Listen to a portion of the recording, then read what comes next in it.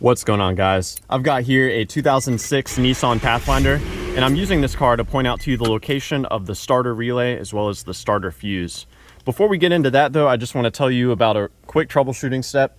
If the engine does not turn over when your vehicle is in park, try shifting it into neutral. These cars have a safety system where unless a switch detects that you are in park or neutral, it will not allow the engine to crank over. And sometimes this switch can malfunction and it won't detect that you're in park. So shifting it into neutral is a way of giving it a second chance to actually run. So beyond that basic troubleshooting step, we can do a lot of other things like check out the fuse for the starter as well as the starter relay.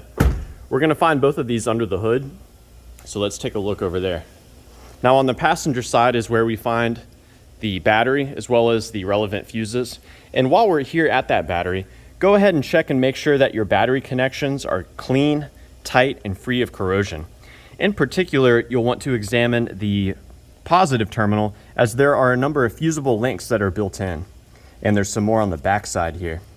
Now let's take a look at the starter fuse and the starter relay, and I'll give you some troubleshooting steps we can get into with that. So it's gonna be behind this cover here, which we remove by pushing in on the tab here and the tab here and lifting up. Now the fuse that provides power to the starter is a 40 amp J case fuse right here. Let me get some zoom on that so you can check it out. So that here is the starter fuse. And you can look down through the top of that fuse and see that it is a good fuse. Now moving on to the starter relay, this is the starter relay itself. And my favorite way of troubleshooting this relay is to have an assistant inside the car trying to start it. And while they're doing that, I'll actually come here and I'll tap on that relay. Sometimes relays can get stuck, and by tapping on the relay, you can get the vehicle to start working again.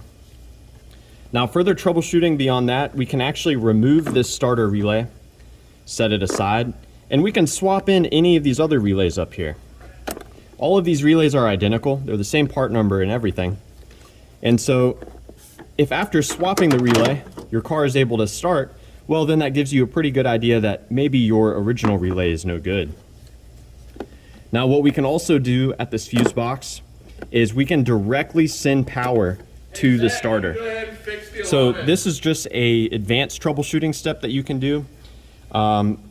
If you do take this route, I recommend that you make absolutely sure that your car is in park or neutral.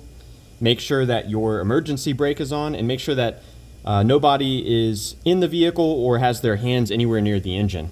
So I've got a positive wire here hooked up to my battery, and what I'm gonna do is feed that power into the bottommost pin. Doing this will result in the engine turning over.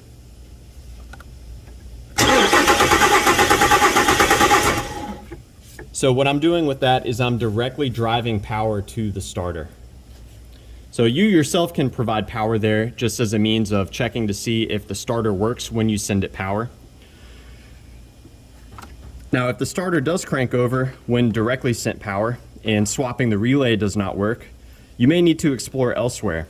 You could have an issue with your neutral safety switch, as I've mentioned, or possibly the ignition switch could be failing. So yeah, I hope that this video was helpful for you, or at the very least, a good starting point in troubleshooting the starter on your Nissan Pathfinder. Please do let me know down below if you have any questions or any advice. Thanks for watching.